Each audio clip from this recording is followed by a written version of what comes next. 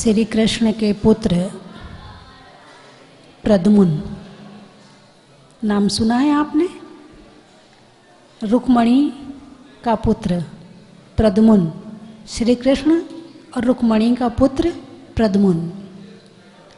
जब उसका जन्म हुआ तो ऊपर से पूर्व जन्म का बैरी उसका विमान जा रहा था, देव था, और नीचे कोई पुण्यात्मा पुरुष हो तो उसके ऊपर से विमान नहीं जाता। विमान उसका रुक गया। उसने विचार किया, कौन है जिसने मेरा विमान रोका? देवता है। देवताओं के पास शक्तियां होती हैं, कुछ भी कर सकते हैं। तो नीचे आए, नीचे आके अवधि ज्ञान से देखा जाना तो पता, अच्छा ये पिछले जन्म का बैरी है, मुझे पिछले जन्म में भी सताया और इस जन्म में भी सताने आ गया। क्रोध आ गया। जन्म ही हुआ था प्रद्युम्न का, वहां पहुंच गया जहां जन्म हुआ था। सबको निद्रा में सुला दिया और प्रद्युम्न को उठाकर ले गया। अब ले जाने के बाद वो मारना चाहता था, लेकिन पुण्यात्मा पुरुष के भाग्य से दुश्मन के भाव भी बदल जाते हैं। यदि पुण्यात्मा हो तो दुश्मन भी उसके ऊपर मेहरबान हो जाता है। अब वो लेके जा रहा है, फिर सोचता है भले ये मेरा बैरी है मगर है तो अभी छोटा सा ना, इस बच्चे से क्या बदला लूँ मैं, इसको तो ऐसे ही छोड़ देता हूँ। जंगल में ले गया और ले जाके पर्ण लब्धि विद्या के ऊपर रख के और नीचे छोड़ दिया। वो धीरे धीरे धीरे धीरे धीरे करके एक पर्वत के ऊपर जाके रुक गया। अब एक बालक जंगल में पड़ा है, उसकी रक्षा कौन करेगा? जहाँ शेर भी हैं, चीता भी हैं, बाघ भी हैं और कई तरह के जानवर हैं, एक नन्हे से बालक की रक्षा करने वाला कौन है? अरे बोलिए ना। नहीं, धर्म है। कौन है? पिछले जन्म में उस बालक ने जो तपस्या की थी, मुनि बना था, सम्यक दर्शन प्राप्त किया था, सम्यक ज्ञान प्राप्त किया था, सम्यक चारित्र प्राप्त किया था, और जंगल में रहकर जो घनघोर तप किया था, वो धर्म उसका सहाई है। दुनिया में कोई किसी का सहाई नहीं है। यदि कोई तुम्हारी सहायता कर रहा है तो कहीं ना कहीं तुम्हारा पुण्य है, वो इसलिए तुम्हारी सहायता कर रहा है। और पुण्य कहाँ से आया? धर्म से आया। पुण्य कहाँ से आया? धर्म से आया। अब उस नन्हे से बालक की रक्षा करने देखो कौन आ रहा है।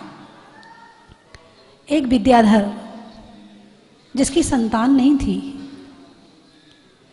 वो अपनी रानी को लेकर वन क्रीड़ा के लिए उसी पर्वत पर आया।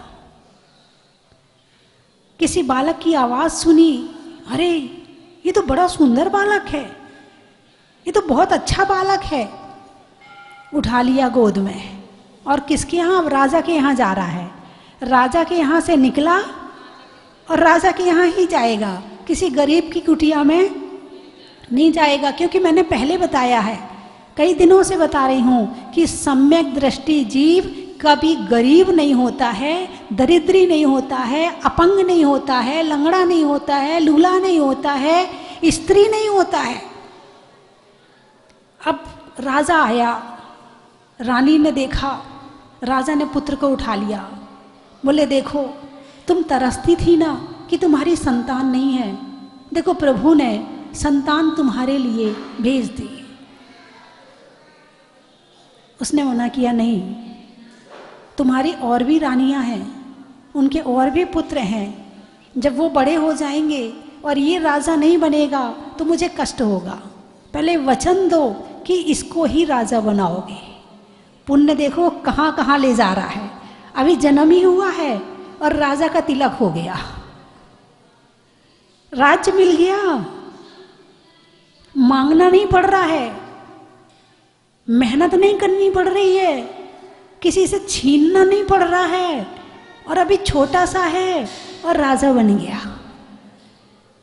तो फिर राजा ने कहा तुम जो कहो मैं तुम्हारे लिए सब कुछ करने तैयार हूँ। उसने वहीं तिलक कर दिया, बोले मेरे बाद राज इसका। अब ले लिया रानी ने वो पुत्र। वहाँ जाके घोषणा करी कि रानी के गूढ़ गर्भ से पुत्र उत्पन्न हुआ है, जिसका किसी को पता नहीं था। ऐसे गूढ़ गर्भ से पुत्र रत्न की प्राप्ति हुई है। ये नहीं बताया कि मिला है, बताया ही नहीं। गूढ़ गर्भ से पुत्र हुआ है। पुण्य देखो कहाँ कहाँ सहायता करता है। यदि ये पता चल जाएगा कि ये मिला हुआ पुत्र है तो और लोग उसको प्यार करें ना करें, और लोग उसकी सत्ता को स्वीकार करें ना करें, लेकिन यदि ये पुत्र उसी का है तो सत्ता स्वीकार की जाएगी। अब पुत्र पहुंच गया महलों में, वहाँ उसकी खूब लाड़ प्यार से सेवा होने लगी। चांद की तरह धीरे धीरे बड़ा होने लगा और सभी लोगों का प्यारा था, सबका दुलारा था। अब उनके यहाँ पर, राजा के यहाँ 500 पुत्रों की उत्पत्ति और हुई, क्योंकि रानियाँ बहुत होती थी। 500 पुत्रों की उत्पत्ति और हुई। अब जब वो बड़े हुए सारे पुत्र तो उन 500 की आंखों में ये खटकने लगा। बोले अच्छा ये राजा बनेगा, हम लोग क्या बेकार हैं, हम लोग क्या फालतू हैं, हम लोग क्या राजा के पुत्र नहीं हैं जो यही राजा बनेगा। सारी रानियां जो और थी जिनके वो पुत्र थे उन्हें भी ईर्ष्या होने लगी। ये ईर्ष्या का मामला जो है ना समस्त संसारी प्राणी को घेरे हुए है, और ये पंचम काल के नहीं चतुर्थ काल में भी थी। अब उनने सोचा यदि इसको मार देंगे तो राज्य हमें प्राप्त हो जाएगा। और जब कोई एक व्यक्ति ऊपर उठता है ना तो बाकी में संगठन हो जाता है, बाकी एक हो जाते। वैसे वो लड़ते रहेंगे, लेकिन यदि किसी एक को हराना हो ना तो वो इकट्ठे हो जाएंगे। अब वो 500 इकट्ठे हो गए। बोले चलो इसको मारते हैं। अब मारने के लिए उसको बोला कि देखो वहाँ वो बावड़ी है ना, उस बावड़ी में जो स्नान करता है उसकी मन वांछा पूर्ण हो जाती है। अब धर्मात्मा व्यक्ति के पास कपट तो था नहीं, सरल था। बोले अच्छा ठीक है चलेंगे, उसमें स्नान करेंगे। तो स्नान करने के बहाने उसको ले गए और वहाँ जाकर उस बावड़ी में स्नान करवाया और उसके ऊपर एक पत्थर रख दिया। जब वो स्नान कर रहा था तो बावड़ी के ऊपर इतना बड़ा पत्थर रख दिया कि कोई उठा ना सके। अब वो तो विद्याधर है। आया दूसरा वहाँ से, वो सब तो भाग गए कि अब तो ये मर जाएगा। और वो कोई और आ गया वहाँ से, देवता उठाने वाला। कौन रक्षा कर रहा है? धर्म रक्षा कर रहा है, देवता नहीं, धर्म रक्षा कर रहा है। अब उसने वो पत्थर उठाया और उसको, और जो देवता था उसने और उसको उपहार दिए। अब वो उपहार लेकर पहुंच गया। अब उसके बाद बोले अरे ये तो जिंदा वापिस आ गया। बोले हमने तो तुम्हारी परीक्षा ली थी कि देखो तुम्हारी रक्षा होती है कि नहीं होती, तुम तो पास हो गए। अब ऐसा करते हैं उस गुफा में चलो। उस गुफा में जो जाता है ना वहाँ पर उस यक्ष रहता है, वो बहुत कुछ देता है। चलो ठीक है। जबकि उस गुफा में जो यक्ष रहता था वो किसी की वहाँ धन था, बहुत बड़ा खजाना था, उसकी रक्षा कर रहा था। और वो रक्षा यदि कोई और जाता तो यक्ष उसे मार देता क्योंकि वो उसका नहीं था। अब गया, बोले चलो, बोले तुम गुफा में जाओ पहले। उसको गुफा में घुसा दिया। अब बोले अब तो ये बिना मरे वापस हो ही नहीं सकता है। उसको घुसा दिया। अब उसको घुसा दिया, बाहर बैठ के इंतज़ार कर रहे हैं। अंदर से युद्ध की आवाज़ आ रही है, उठा पटक की आवाज़ आ रही है। बोले अब देवता से कौन बचने वाला, ये तो मर जाएगा। लेकिन प्रद्युम्न ने देवता को हरा दिया क्योंकि वज्र वृषम नारा संगनन वाला था। आपको मालूम है, आप निर्वाण कांड में पढ़ते, शंभु प्रद्युम्न अनिरुद्ध दो भाई, पढ़ते हो ना निर्वाण कांड में। गिरनार जी के चौथे पहाड़ से मोक्ष गए हैं, है ना, वही वाले प्रद्युम्न की चर्चा चल रही है। अब वो वहाँ से जब हो गया तो यक्ष ने हाथ जोड़ लिए, नमस्कार किया, बोले ये धन, ये खजाना आपका है, आप इसकी रक्षा मैं पता नहीं कितने वर्षों से कर रहा था और आपका इंतज़ार कर रहा था कि जो मुझे युद्ध में हरा देगा ये खजाना उसका है। अब वो खजाना लेके वापस आया, सारे देखते रह गए, अरे हम तो सोच रहे थे ये चला जाएगा और ये तो खजाना लेके वापस आया है। चलो कोई बात नहीं, घर ले गए उसको साथ में। अब उसके बाद फिर कुछ दिनों बाद फिर शुरू हो गए, बोले उस गुफा में ना एक बहुत बड़ा सिंहासन रखा है और वो सिंहासन जिसको मिल जाएगा वो बहुत बड़ा राजा बन जाएगा, तो चलो उसके वहाँ चलते हैं। वहाँ भी ऐसे ही यक्ष था। अब वहाँ ले गए उसको, घुसा दिया गुफा में, वहाँ भी युद्ध हुआ, वहाँ पर भी यक्ष ने नमस्कार किया, सिंहासन दिया, उस पर बिठाया, उस पूजा करी और उसके हाथ जोड़े और सिंहासन दे के भेज दिया। अब वो 500 फिर देखते रह गए। ऐसे करते करते कभी जंगल में, कभी पहाड़ में, कभी गुफा में, कभी कहीं 16 जगह, कितनी जगह, 16 जगह मारने के लिए प्रद्युम्न को ले गए हैं। 16 जगह ले गए मारने के लिए, लेकिन वो हर जगह से कुछ ना कुछ लेकर के वापिस आया। पुण्यात्मा जीव का बुरा भी करो तो उसका भला हो जाता है, और पापी का भला भी करो तो उसका बुरा हो जाता है। कई बार होता कि नहीं होता, अच्छे के लिए काम करते हैं और बुरा हो जाता है। क्यों? उसके पाप का उदय चल रहा है। तुम तो अच्छा कर रहे हो लेकिन उसके लिए अच्छा नहीं हो रहा, क्योंकि उसके पाप का उदय चल रहा है।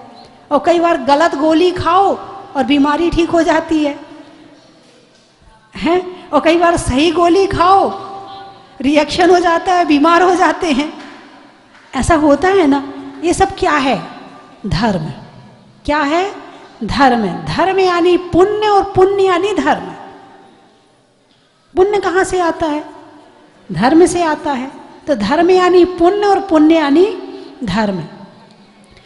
तो प्रद्युम्न 16 वर्ष में 16 लाभ प्राप्त किए। कितने लाभ प्राप्त किए? 16 लाभ प्राप्त किए। तब उसके बाद उसे पता चला कि मैं इनका पुत्र नहीं हूं। फिर वो उन 16 लाभ को लेकर के अपनी मां, अपने पिता श्री कृष्ण रुक्मणी के यहाँ पर आया, और आकर के उसने वहाँ भी खूब परीक्षाएं ली। वहाँ बाहर जो रुक्मणी का महल था वहाँ से माँ को तो बुला लिया, माँ को विमान में ऊपर बिठा दिया, और फिर वो वहाँ से सेना को बुला लिया कि हम युद्ध करने आए, हमसे युद्ध करो। जितनी सेना थी सबको मूर्छा में सुला दिया। अब बचे श्री कृष्ण बलदेव। फिर माँ ने बहुत समझाया, बेटा ये तेरे पिताजी हैं, ये तेरे ताऊजी हैं, मत कर इनसे युद्ध। तब बड़ी मुश्किल से माना। फिर बोले इन सबको उठाओ, जगाओ। जितनी मूर्छा दी थी सबको उठाया, जगाया। फिर बड़ा एक आपको यदि प्रद्युम्न के विषय में पढ़ना है, इतना रोचक प्रसंग है, इतना रोचक प्रसंग है कि पढ़ते पढ़ते मुस्कुराओगे, और पढ़ने के बाद यदि याद आ जाएगा कि आज मैंने क्या पढ़ा है तो भी मुस्कुराहट आ जाएगी। प्रद्युम्न चरित्र एक छोटा सा शास्त्र है, बिल्कुल छोटा सा, पतला सा है, मुश्किल से 100 पेज का होगा, और आप उसको यदि पढ़ोगे नहीं तो आपको इतना आनंद आएगा कि श्री कृष्ण के पुत्र प्रद्युम्न का भी कोई जीवन था। तो ये जो कथा मैंने सुनाई है, ये जो मैंने बात आपको सुनाई है, ये क्यों सुनाई है?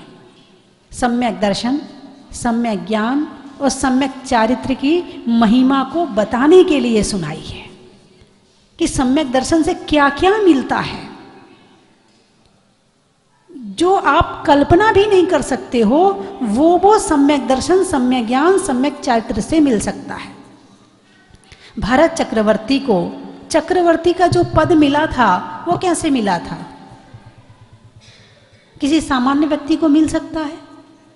नहीं मिल सकता। किसको मिल सकता है? 16 भाव से मुनि बनते आ रहे थे। कितने भाव से? 16 भाव से।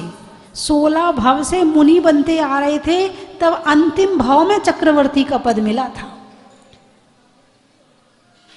बाहुबली का, कामदेव का पद, वो भी किसी सामान्य व्यक्ति को नहीं मिलता है, वो भी किसी विशेष सम्यक दर्शन, सम्यक ज्ञान, सम्यक चारित्र के धारी को मिलता है। नारायण का पद, प्रति नारायण का पद, सौधर्मेंद्र का पद, इन बड़े बड़े इंद्रों का पद किसी सामान्य व्यक्ति को नहीं मिलता है, ये मुनिराजों को मिलता है जो छोड़ते हैं ना। समझे कि नहीं समझे? जो छोड़ते हैं उन्हें मिलता है, और जो पकड़ते हैं वो नीचे जाता है, और जो छोड़ता है वो ऊपर जाता है। यदि एक डब्बा में सोना भरो और पानी में डाल दो, लकड़ी की पेटी है और सोना ज़्यादा भरा हुआ है, डूबेगी बचेगी? सोना बहुत ज़्यादा भरा हुआ है, डूब जाएगी। और अकेली लकड़ी की पेटी डाल दो, हैं, तैर जाएगी, वो नहीं डूबने वाली है। क्यों? जो हल्का है वो ऊपर उठता है और जो भारी है वो नीचे जाता है। तो मैं ये नहीं कह रही हूँ कि आप अपने सारा घर में जितना धन है वो दान कर दो, नहीं, वो भी नहीं कह रही हूँ। अंदर से मूर्छा छोड़ने की बात चल रही है। किससे? अंदर से।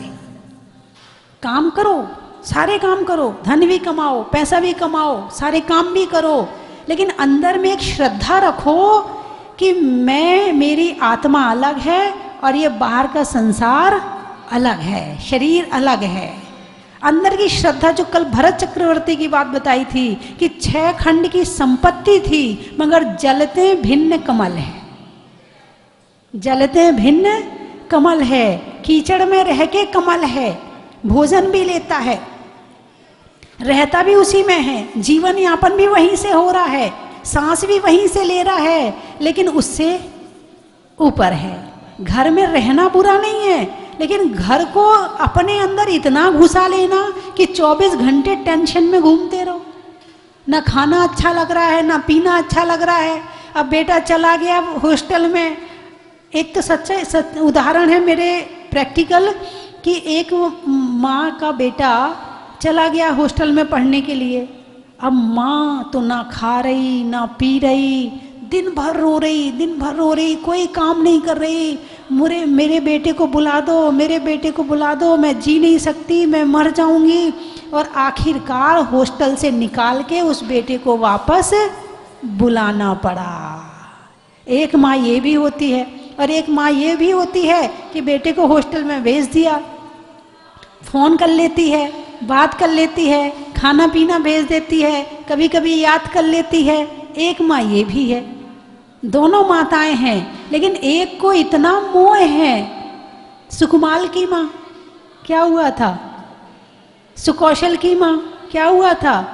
बेटे से इतना मोह था, बेटे से इतना मोह था, इतना मोह था कि वो तो बन गया मुनि और ये मर के चली गई त्रियंच गति में। एक तो बन गई व्याघ्री और एक बन गई शेरनी।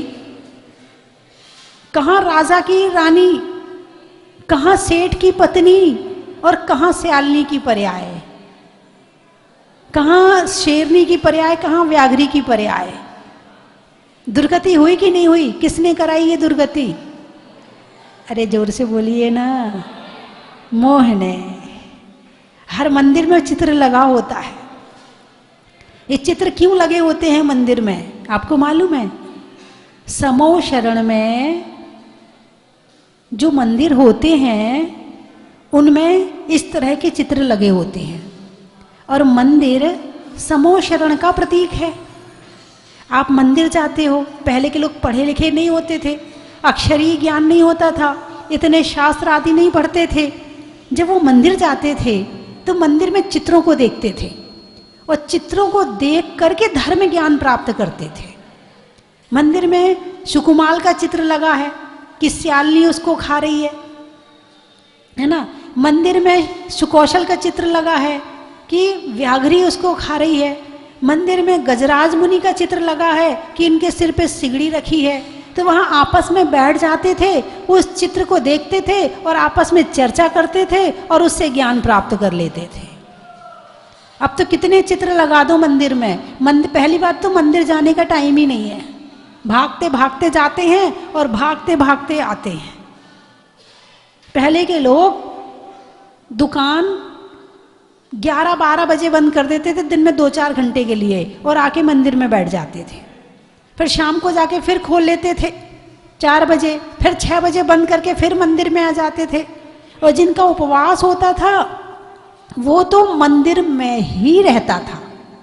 पहले के समय के लोग उपवास के दिन घर में नहीं रहते थे, क्योंकि घर में रहेंगे तो आरंभ परिग्रह होगा, किसी से बातचीत भी होगी, उसमें द्वेष भी होगा, राग भी होगा, क्रोध भी हो सकता है, संभावना सारी है। घर है, जरा सा विपरीत किसी ने कुछ कहा वो आ गया गुस्सा, और जब गुस्सा आ गया तो फिर तो चाहे उपवास हो चाहे कुछ हो, तो घर में रहने पे कहीं ना कहीं कषाय और पाप का वातावरण बनता ही बनता है। तो उपवास करने वाला यदि मंदिर में रहे तो भाव शुद्ध रहते हैं और विशुद्धि से उपवास होता है। पिछले साल एक महिला, कई लोगों ने 10 उपवास किए थे, जहाजपुर में रही, उसने पहले भी 10 उपवास किए थे। तो वो बता रही थी कि जब उसने घर में रह के 10 उपवास किए थे तो होता क्या था, बस मंदिर गए, पूजा करी और पूजा करने के बाद आओ और लेट जाओ अपने कमरे में, पड़े रहो अपने दिन भर कमरे में, क्योंकि ना खाना ना पीना, अब कुछ काम करने की हिम्मत नहीं है, घर वाले काम कराएंगे नहीं, तो अपने जाओ और कमरे में लेट जाओ। शाम को फिर उठो, फिर मंदिर चले जाओ, रात को आके फिर लेट जाओ। बोले इस बार जहाजपुर में आके जो मैंने 10 उपवास किए हैं, ऐसा लग रहा है कि मैंने तो स्वर्ग में आके उपवास किए हैं। दिन भर धर्म का वातावरण, दिन भर धर्म का वातावरण।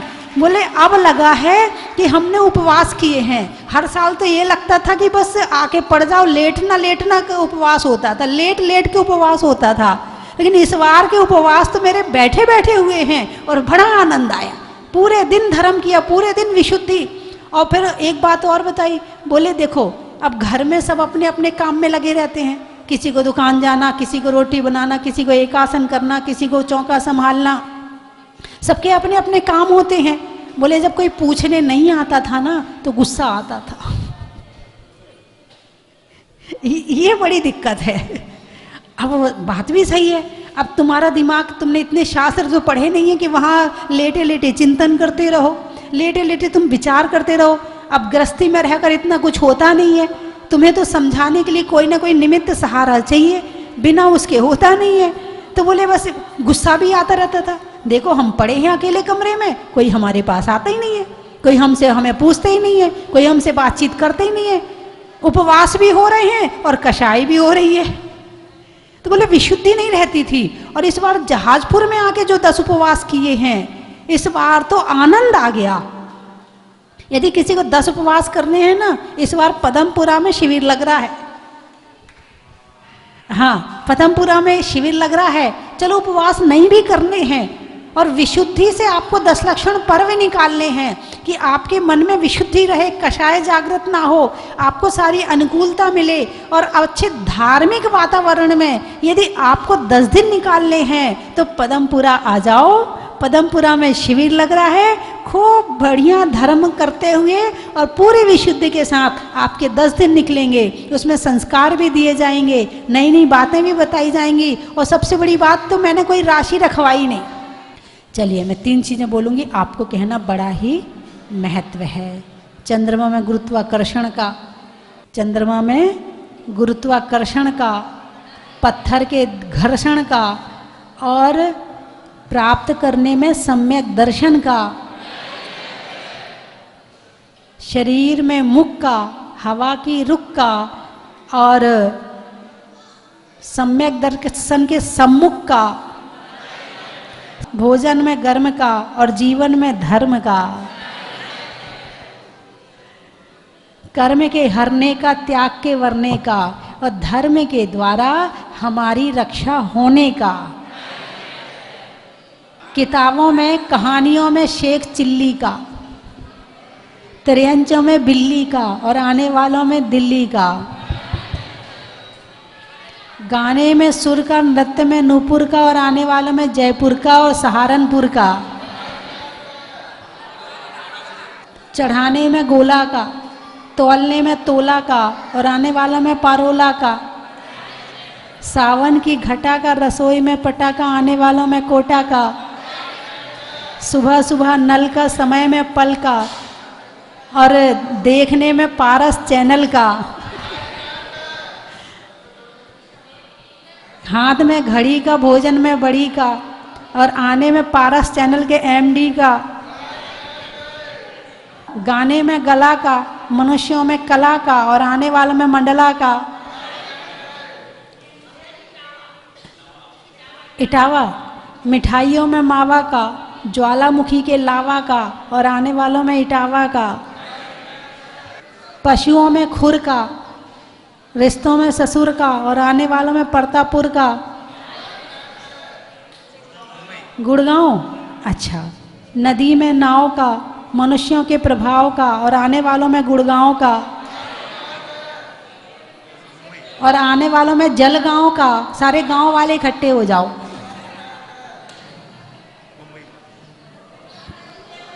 महीनों में मई का, महीनों में मई का, ढिग में छुई का और आने वालों में मुंबई का।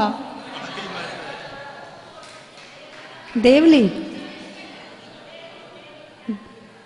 फूल में कली का, तपस्या में बाहुबली का और आने वालों में देवली का। समय शिखर जी, रोटी में घी का, हरियाणा में जी का और आने वालों में समय शिखर जी का। सीकरी, नाश्ता में करी का, भोजन में बरी का और आने वालों में सीकरी का।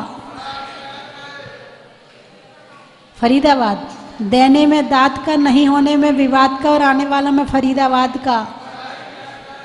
गाड़ी में चक्का का और आने वालों में साकी नाका का।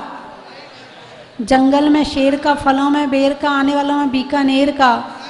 नहीं होने में रंज का, पंजाब में पंज का और आने वालों में सुल्तानगंज का। ताले में की का, घर में काकी का और आने वालों में रुड़की का। बड़ा ही महत्व है। पानी में मगर का, चलने में डगर का और आने वालों में राजनगर का। बड़ा ही महत्व है। नहीं करने में फिकर का, बातों में जिक्र का और आने वालों में सीकर का। बड़ा ही महत्व है। लड्डू में गाद का, मिलने में प्रसाद का और आने वालों में गाजियाबाद का। बड़ा ही महत्व। महू, महू, फूलों में जुहू का, फूलों में जुहू का, ग्रहों में राहु का और आने वालों में महू का। बड़ा ही महत्व है।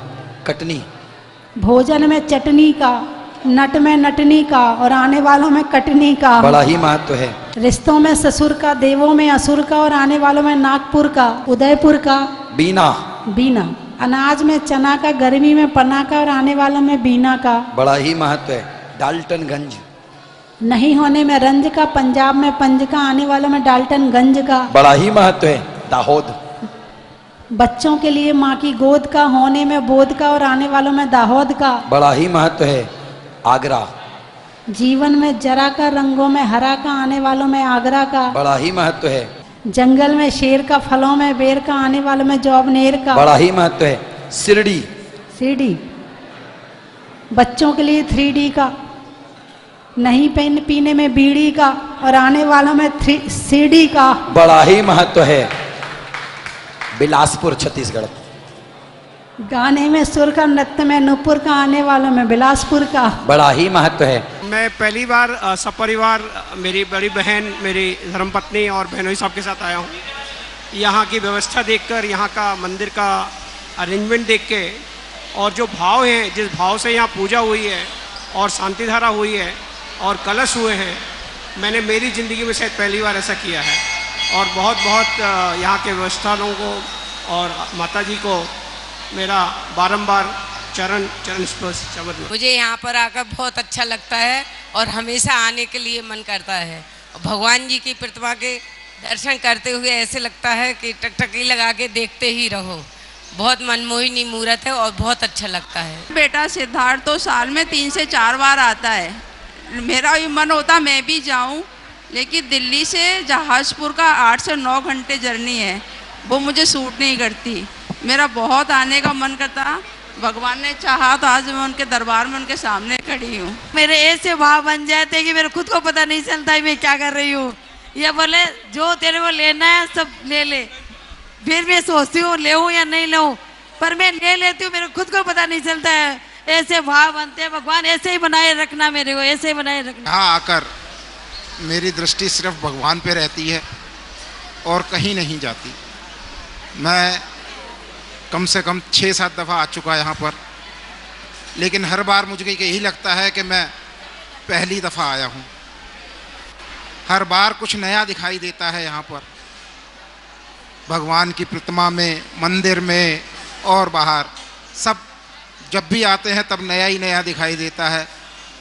इन 5-7 सालों में परम पूज्य माता जी श्री स्वस्ति भूषण माता जी ने इतनी तरक्की करी है इस क्षेत्र की, ये सब भगवान मुनीश्वरनाथ की अतिशय है। पहली बार यहाँ पे स्वस्ति धाम में आए और मुनीश्वरनाथ भगवान की प्रतिमा देखकर मानो मन मोह लिया हो। इतनी सुंदर प्रतिमा है और इतने अच्छे वाइब्रेशंस हैं ये मंदिर के अंदर कि देखते ही बनता है। और यहाँ पे जब अंदर आने से लेकर जो हॉस्पिटैलिटी, जो यहाँ के सारे कार्यकरों का, सारे मैनेजमेंट का जो स्वभाव है, जितनी शालीनता के साथ वो बात करते हैं, जितने मतलब खाने की व्यवस्था से लेकर, भोजन की व्यवस्था से लेकर, रूम की व्यवस्था से लेकर सारी चीज़ें वो देखते ही बनता है।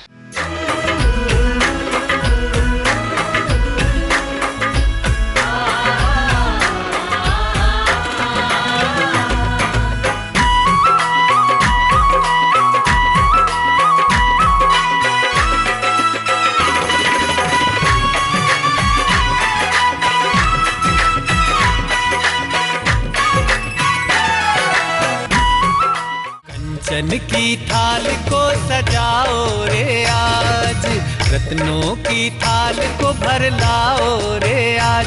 आओ आओ करे रे गुणगान आरती भगवन की।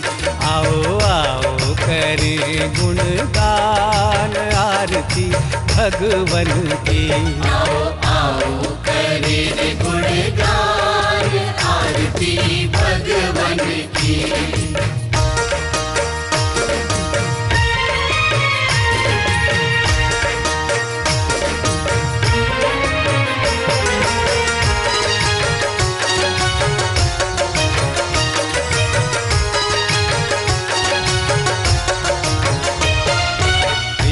सुमित्र के राज दुलारे, माँ पद्मा जी के नैनों के तारे। पिता सुमित्र के राज दुलारे, माँ पद्मा जी के नैनों के तारे। राजगृही में जन्म लियो आप, राजगृही में जन्म लियो आप। आओ आओ मनाए खुशी आज आरती। 31 अगस्त से 9 सितंबर तक पर्वाधिराज पर्युषण महापर्व 10 लक्षण महापर्व का आयोजन सराकोधारक आचार्य 108 ज्ञान सागर जी महाराज की परम शिष्या और परम पूजनीय भारत गौरव गण्य 105 स्वस्ति भूषण माता जी की संगस्था छुल्लिका अरतमती माता जी के पावन सानिध्य में यहाँ पर होगा, जिसमें प्रतिदिन सुबह अभिषेक शांति धारा के बाद में 10 लक्षण महामंडल विधान का आयोजन होगा। आप 10 दिन तक लगातार शांति धारा आपके परिवार की ओर से यहाँ पर करवा सकते हैं। साथ ही यहाँ पर जो 10 लक्षण विधान होगा उसका भी पुण्यार्जन कर सकते हैं मात्र 5100 रुपये की न्योछावर राशि से। तो बंधुओं, ऐसा सुअवसर हमें मिला है, हम सबके महान पुण्य का उदय आया है, जो अतिशयकारी जिन बिंब पे शांति धारा करवाने का पुण्यार्जन हम करवा सकते हैं। आप अपनी सूचना स्वस्ति धाम पर दे सकते हैं। धन्यवाद। परम विदुषी लेखिका गणिनी आरिका रत्न श्री 105 स्वस्ति भूषण माता जी, जिन्होंने मात्र 20 वर्ष में 100 से भी अधिक किताबें लिखकर जैन समाज को अनूठा योगदान दिया है। बड़े बड़े विधान जैसे कल्पद्रुम महामंडल विधान, सिद्ध चक्र महामंडल विधान, इंद्रध्वज महामंडल विधान एवं विशेष जिनपद, पूजांजलि आदि महत्वपूर्ण साहित्य बहुत ही सरल व सुबोध शैली में लिखे हैं, जिसमें गद्य एवं पद्य साहित्य भी समाहित है। इन महान साहित्यों को पढ़कर आप भी अपने ज्ञान का विकास कर सकते हैं। साहित्य प्राप्त करने हेतु आज ही संपर्क करें। संपर्क सूत्र 7906062500 98683 45768।